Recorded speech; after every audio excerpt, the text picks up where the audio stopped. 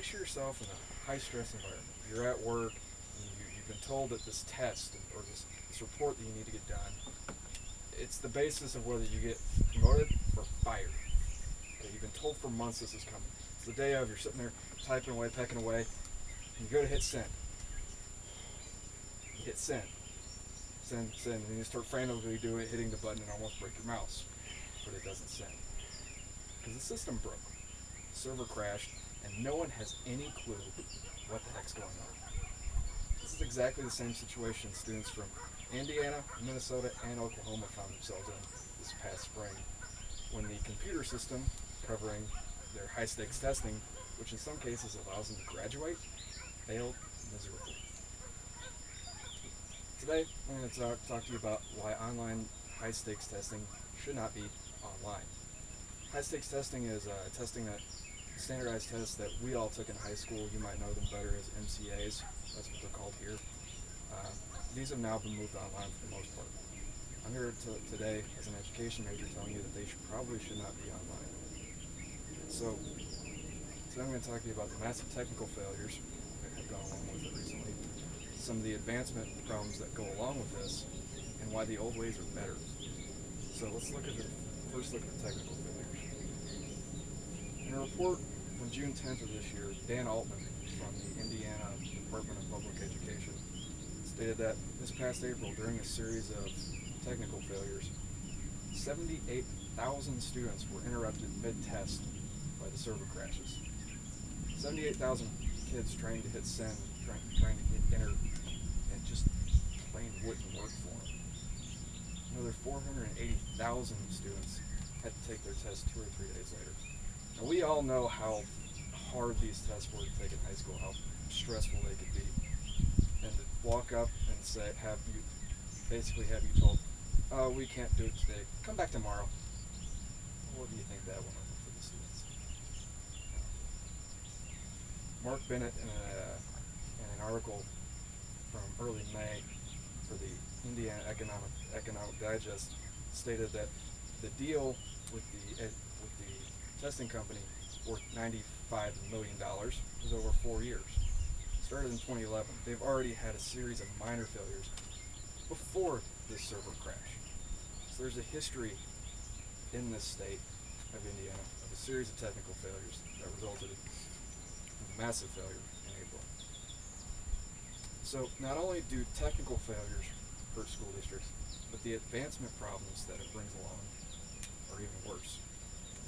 As we know, because we all went to high school in Minnesota, and even some people in my audience analysis survey in Wisconsin do, these tests rely on passing for you to graduate. Students now are having to take these tests in the summer, or maybe not be able to graduate at all this year. According to a NPR article by the Tom Post, Minnesota is already reconsidering how it does standardized testing because students were not able to answer questions on these forms, on these tests, and some students may not be able to graduate this year. And all this is tied in to what are called the Common Core Standards. According to their website, 45 states have already signed up for this.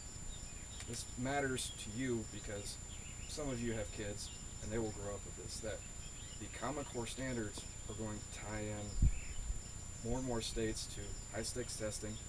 They're going to put it online, and you won't be able to graduate without it.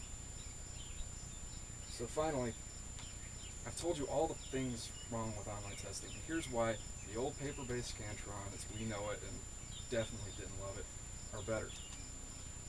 According to the Mark Bennett article cited earlier,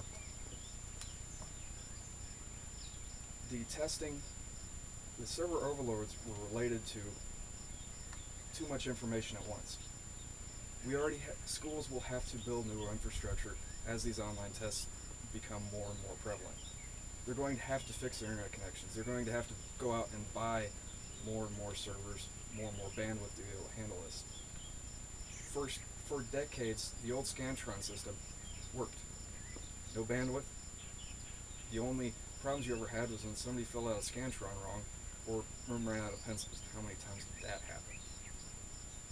Also, if you're going to use online testing, if you're dead set about it, it has to be marginalized. It has to be as the second wave of testing.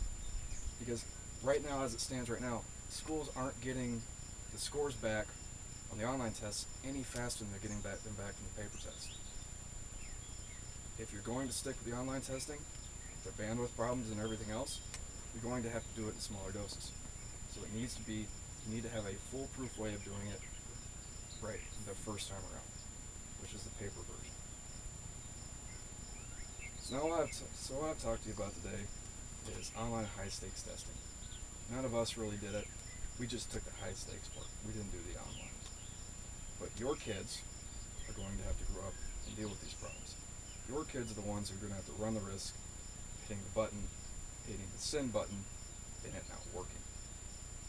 So, because of technical failures and the advancement and graduation problems that go along with it, the paper, old-timey fashion way is actually for once better. Because online testing should not be used, but if it is used, it needs to be in very, very small doses. So hopefully you will remember this when it comes to when your kids go to high school and have to hit the send button. Thanks.